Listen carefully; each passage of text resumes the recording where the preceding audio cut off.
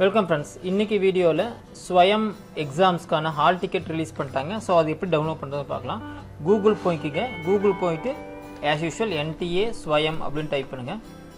So உங்களுக்கு இந்த மாதிரி ஃபஸ்ட்டு ஓப்பன் ஆகும். இந்த பேஜ் கிளிக் பண்ணி உள்ளே போயிருங்க. இங்கே பாருங்கள், ஃபஸ்ட் எடுத்தோடனே கிளிக் டு அட்மிட் கார்டு அப்படின்னு வந்துருச்சு. கிளிக் ஹியர் டு டவுன்லோட் ஒரு admit card. Click here to download city intimation. City intimation already நம்ம பண்ணிட்டோம், அதுக்கான வீடியோ போட்டிருக்கேன், அது லிங்க்கில் கொடுக்குறேன், அதையும் ட்ரை பண்ணி பாருங்கள். பட் இப்போ நம்ம ஹால் டிக்கெட் வந்தாங்க, டேரெக்டாக ஹால் டிக்கெட் எப்படி பண்ணுறதுன்னு பார்க்கலாம். So click here to download your admit card வந்து கிளிக் பண்ணுங்கள். இங்கே உங்கள் அப்ளிகேஷன் நம்பர் கேட்கும், அப்ளிகேஷன் நம்பர் கொடுங்க. கொடுத்துட்டு உங்கள் டேட் ஆஃப் பர்த், உங்கள் டேட் ஆஃப் பர்த் எது நீங்கள் ஸ்வயத்தில் கொடுத்துருக்கீங்களோ அந்த டேட் ஆஃப் பர்த் இந்த இடத்துல கொடுத்துருங்க.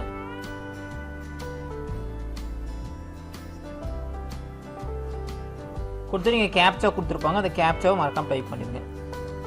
ஸோ எல்லாமே டிக் மார்க் வருதான்னு பார்த்துக்கங்க. So tick mark just click பண்ணிங்கன்னா வெளியே கிளிக் பண்ணதும் டிக் மார்க் வந்துடும். ஸோ எல்லா டிக் மார்க்கும் உங்களுக்கு வந்துருச்சான்னு பாருங்கள். கொடுத்துட்டு சப்மிட் அப்படின்னு கொடுத்துருங்க.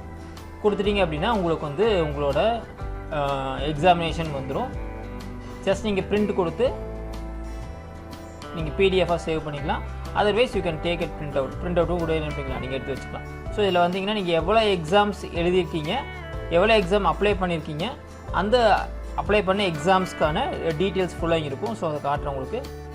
ஸோ இவங்க வந்து 2 எக்ஸாம் அப்ளை பண்ணியிருக்காங்க. ஒன்று வந்து 7th, another one is 8th. 7th second shift, அதாவது 3 to 6 இருக்குது. அடுத்த எக்ஸாம் வந்து பார்த்தீங்கன்னா 9:30 to 12:30 2 எக்ஸாம்ஸ் அப்ளை பண்ணியிருக்காங்க. ரிப்போர்ட் டைம் கொடுத்துருக்காங்க. ஸோ இதையே நீங்கள் பார்த்துக்கணும். ரிப்போர்ட் டைம் பிஃபோர் 2:30, அட்லீஸ்ட் நீங்கள் ½ an hourக்கு முன்னாடியாச்சு உங்களோட எக்ஸாம் சென்டருக்குள்ளே இருக்கணும். ஸோ மார்னிங் 9:30 அப்படின்னா அட்லீஸ்ட் நீங்கள் 9 o'clock இருக்கிற மாதிரி பார்த்துக்கங்க. சேம் திங் அவங்க சென்டர் கொடுத்துருக்காங்க. ரெண்டுமே ஒரே சென்டர் தான் போட்டிருக்காங்க. சப்போஸ் உங்களுக்கு 2 எக்ஸாம் வெவ்வேறு சென்டரில் இருக்கிறதுக்கு வாய்ப்பு இருக்குது. ரெண்டுமே நீங்கள் பார்த்துக்கங்க. ஸோ ரொம்ப சிம்பிளாக என்ன முடியும், உங்களோட அப்ளிகேஷன் நம்பர் கொடுத்து உங்கள் டேட் ஆஃப் பர்த் கொடுத்தீங்க அப்படின்னா உங்களோட சென்டர் வந்து நீங்கள் அப்ளிகேஷன் வந்து டெவலப் பண்ணிக்கலாம். ஹால் டிக்கெட் இதில் நீங்கள் என்னென்ன பண்ணணும் அப்படிங்கிறது கொடுத்துருக்காங்க. அதை மட்டும் ஜஸ்ட் ரீட் பண்ணுறேன். ஸோ ஃபஸ்ட்டு அந்த ரிப்போர்ட்டிங் அண்ட் என்ட்ரி டைமுக்கு முன்னாடி நீங்கள் என்ன பண்ணிடணும் அப்படின்னா உங்கள் அட்மிட் கார்டோட உங்கள் சென்டருக்குள்ளே போயிடணும். அதுக்கப்புறம் இங்கே கேட் க்ளோஸ் பண்ணிட்டாங்க அப்படின்னா உங்களை அலோவ் பண்ண மாட்டாங்க.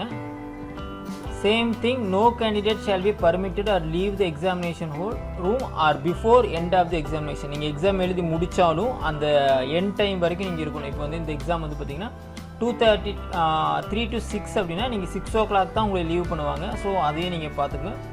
On completion of examination, please wait. Instructor or invigilator do not get up from your seat until advised. The candidate must be permitted to move once. So இப்போ வந்து நீங்கள் எக்ஸாம் எழுதி முடித்தாலும் நீங்கள் எந்திரிக்கக்கூடாது. உங்களோட எக்ஸாமினர் இன்விஜிலேட்டர் என்ன சொல்கிறாங்களோ அதை பற்றி கேட்கணும். நீங்கள் ஒரே ஒரு தாட்டி மட்டும் உங்கள் இடத்துலேருந்து நீங்கள் மூவ் பண்ணிக்கலாம். அதாவது நீங்கள் ஸ்விம்க்கோ இல்லை வாட்டருக்கோ போகிறீங்க அப்படின்னா நீங்கள் அட்லீஸ்ட் நீங்கள் 1 time வந்து மூவ் பண்ணிக்கலாம். All candidates will be requested to download admit card. Read carefully the important instruction of the candidate. எதை நீங்கள் படிச்சுட்டுருக்கோ அதை கரெக்டாக அதை பார்த்துக்கங்க. Admit card is provisional, subject to satisfy eligible condition as given in the prospectus or information booklet. So admission card மட்டுமே நம்ம pass ஆகிற தகுதி இது எல்லாம் தெரிஞ்சது தான். நீங்கள் கரெக்டாக எக்ஸாம் பண்ணணும். Candidates are advised to verify location of test venue, day, advice so that they can fact problem. நிறைய ப்ராப்ளம் வந்து நம்ம shift 1 shift 2 மறந்துடுவோம். அதனால் அதை கரெக்டாக பார்த்துக்கன்னு சொல்லிடுவாங்க.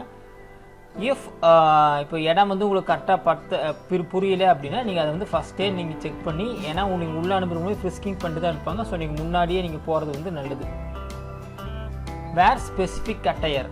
ஸோ நீங்கள் ஒரு நார்மலான ட்ரெஸ்ஸில் போகிறது தான் நல்லது. ரொம்ப வேல்யூபிள்ஸ் போட்டு போகிறது உங்களுக்கு கரெக்டாக இருக்காது, ஏன்னா ஃப்ரிஸ்கிங் இருக்குது. சேம் திங், நீங்கள் ஒரு எக்ஸாமினேஷன் சென்டருக்குள்ளே அட்மிஷன் கார்டு இல்லாமல் ஐடி ப்ரூஃப்லாம் போக முடியாது. ஸோ நீங்கள் என்ன பண்ணணும், உங்கள் அட்மிஷன் கார்டு எடுத்துக்கங்க, ஐடி ப்ரூஃப் மறக்காமல் எடுத்துக்கங்க. ஏதாச்சும் ஒரு ஒரிஜினல் இருக்குமே பார்த்துங்க.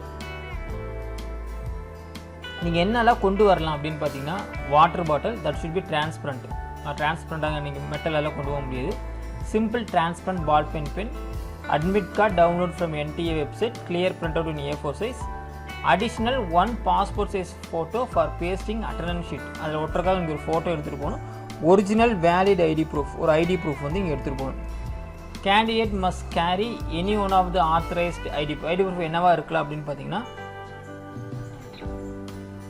உங்களோட pan card, driving licence, voter ID, passport, Aadhaar card with photograph, Aadhaar enrolment number, ration card மாதிரி எல்லாமே வச்சுக்கணும். பட் எல்லாத்துலேயும் உங்கள் ஃபோட்டோ இருக்கணும். Everything should be original. நீங்கள் ஒரிஜினல் தான் எடுத்துகிட்டு போகணும், இங்கே ஜெராக்ஸ் காப்பி எடுத்துகிட்டு போகக்கூடாது.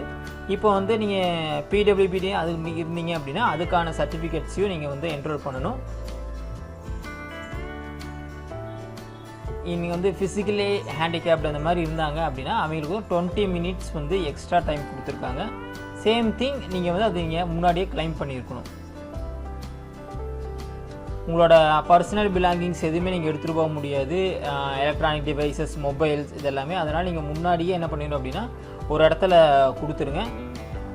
எக்ஸாமினேஷன் சென்டரில் உங்களுக்கு அதுக்கான சேஃப் கீப்பிங் சென்டர் தான் இங்கே ப்ரொவைட் பண்ணுறதில்ல. இப்போ நீங்கள் 2 வீலரில் போகிறீங்க அப்படின்னா 2 வீலர்லேயே வச்சுட்டு போகிற மாதிரி பார்த்துக்கேன். இப்போ நீங்கள் நல்லா shoes, footwears with thick soles, நிறைய திக்காக இருக்கிற சோல் இருக்கிற மாதிரி இதெல்லாம் கொண்டு போக வேண்டாம். நீங்கள் சிம்பிளான ஸ்லிப்பர் போட்டு போகிறது தான் உங்களுக்கு கரெக்டாக இருக்கும்.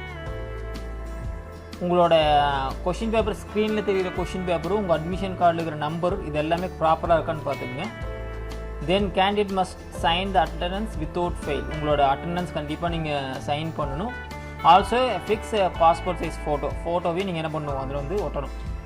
ஸோ இதில் நிறையா இம்பார்ட்டன்ஸ் கொடுத்துருக்காங்க. கேண்டிடேட்ஸ் ஃபார் ஹைப்ரிட் பேப்பர்ஸ் இதில் இன்ட்ரடியூஸ் பண்ணியிருக்காங்க. இப்போ உங்கள் எக்ஸாம் வந்து ஹைப்ரிட்டா இல்லை சிபிடியான்னு பார்த்துங்க.